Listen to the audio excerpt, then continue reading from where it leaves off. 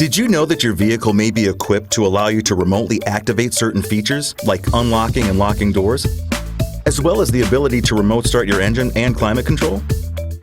All you need is the available FordPass Connect, a compatible smartphone, and FordPass. Let me tell you about it. The first thing you'll need to do is download FordPass from the App Store or Google Play and accept the terms and conditions. If you already have a Ford owner account, you can log in using your username and password.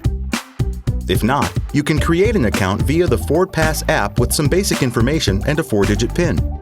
If you have a FordPass Connect equipped vehicle, you'll get a pop-up telling you to connect your vehicle. Press Add.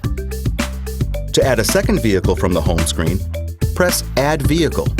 Next, scan the VIN barcode by selecting the camera icon and point your phone's camera to the VIN label located on your vehicle's driver's door sill. You'll get a Vehicle Found screen. Then name your vehicle and press Get Started. Next, you'll see this screen directing you to activate FordPass Connect by touching the Activate Vehicle button. After a few minutes, go to your vehicle and start it. You will then see this pop-up on the Sync 3 touchscreen. Touch Allow to continue.